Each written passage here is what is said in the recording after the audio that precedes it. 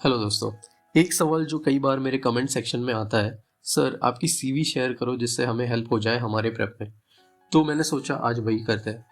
तो करना क्या है, अपनी सीवी को आई एम रेडी करना है, राइट। इसके लिए ये देखना ज़रूरी है कि मेरी सीवी कैसी थी before I went to I M. Quick intro, if you are seeing me for the first time, hi I am Swapnil Ingle, alumnus of I M Lucknow. और जिन्होंने मेरी जर्नी नहीं देखी है, यहाँ पे जाके आप उसको देख सकते हो। Okay, so let's get started. First thing आप नोटिस करोगे that it is a 2 pager CV with my academics, objective, work experience, extra curricular और कुछ रोल्स एंड रिस्पॉन्सिबिलिटीज भी।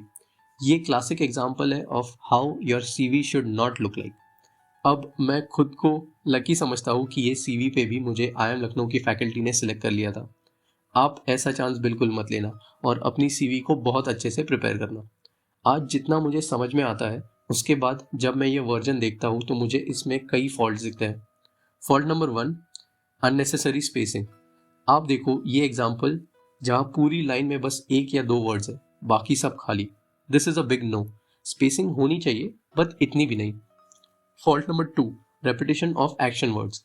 अब एक्शन वर्ड्स होते हैं जैसे कि administered, created, developed and many more, जिसका लिंक मैंने डिस्क्रिप्शन में भी डाल रखा है। बहुत बार हम लोग बिना कुछ सोचे समझे उनको डाल देते हैं। आप यहाँ पे रेपिटेशन देखो तो इन्वॉल्व मैंने 6 बार यूज किया था। Preparing is also very wrong usage. Continuous tense में यूज नहीं करना चाहिए कभी भी। Fault number 3 is no impact. पूरे सीवी में आप देखोगे तो नंबर्स बस मार्क्स और ईयर डिनोट करने के लिए मैंने यूज किए थे।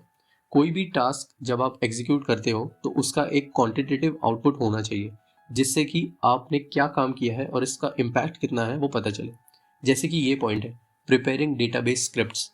इसकी जगह अगर मैं बोलूँ developed database scripts that made retrieval of automated claims reports 20% faster, doesn't it make more impact? Obviously, yes. Fault number 4 was highlighting wrong things. Highlighting is an important factor of CV because, believe it or not, most of the CV are either selected or rejected in the first 3-4 seconds. अब इसमें अगर कुछ impactful highlight करके सामने वाले को दिखा सको तो बहुत बढ़िया, but remember it has to be relevant. अभी जैसे यहाँ पे देखो, ये पूरा लाइन ही ऑलमोस्ट मैंने हाईलाइट कर दिया था। कुछ सेंस था इस बात का, मुझे बहुत लग रहा था उस टाइम पे। और फिर ये पेज देखो तो नो हाईलाइटिंग एट ऑल, कोई कंसिस्टेंसी ही नहीं थी। तो अब आप समझ गए कि सीवी कैसे नहीं होनी चाहिए। तो कैसी होनी चाहिए सीवी? कुछ ऐसी। तो ये जो काया पलट हुआ है सीवी का, इसके लिए कम से कम 2-3 महीने का टाइम गया था। जैसे ही आप कोई आईएम में जाते हो, समझ लो तब से ही आपका सीवी पे काम चालू हो जाता है। तो एक आइडियल सीवी होता है कुछ ऐसा: 1 pager, bucketed sections, relevant action words, overall achievements highlighted and defining impact.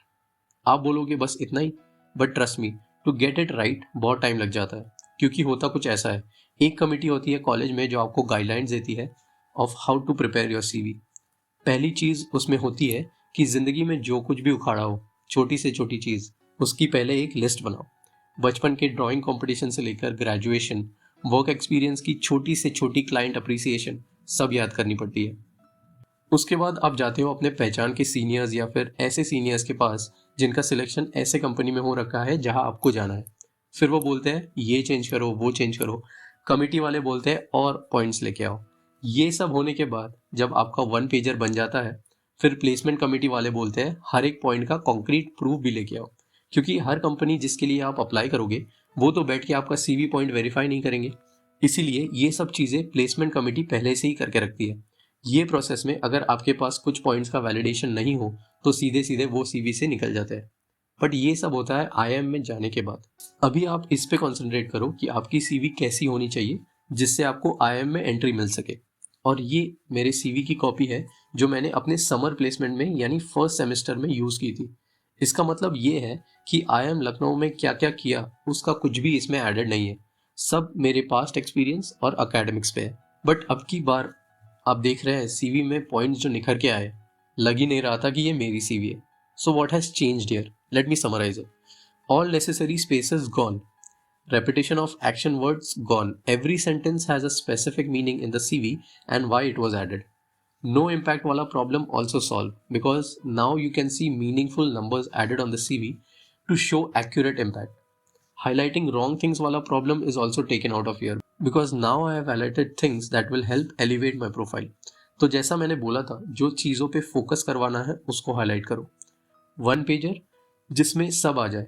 ज़्यादा लंबा बनाओगे तो वैसे भी इतने डिटेल्स में पढ़ने के लिए किसी के पास टाइम नहीं होता। बकेटेड अप्रोच, जैसे कि आप देखेंगे each section, education, academics, work experience, position of responsibility, extra curricular, सब ही कंसाइज मैनर में होना चाहिए। At the end of the day CV balanced होना चाहिए। अगर आप फ्रेशर हो तो आपको बाकी चीज़ों को एलेबरेट करके अपना सीवी बैलेंस करना पड़ेगा। रेलेवेंट एक्शन वर्ड्स डालना बहुत ज़रूरी है, क्योंकि वो पोर्ट्रे करते हैं आपका level of involvement and impact on the given task. Overall achievements highlight करना, जिससे कि सामने वाला जब आपका सीवी स्कैन करे तो it leaves a long lasting effect. And last है defining impacts and being ready with the backup to support that impact. मतलब अगर किसी ने पूछ लिया इंटरव्यू में कि how did you calculate this man hours saved by 20%, तो उसके पीछे का कैलकुलेशन दिमाग में रखना बहुत ज़रूरी है। ओके, अब आपको पता है what to do and what not to do with your CV. अगर आपको यूजफुल लगा तो कमेंट और लाइक करके ज़रूर बताना। अच्छा लगता है यार आपसे बात करना। See you soon and all the best.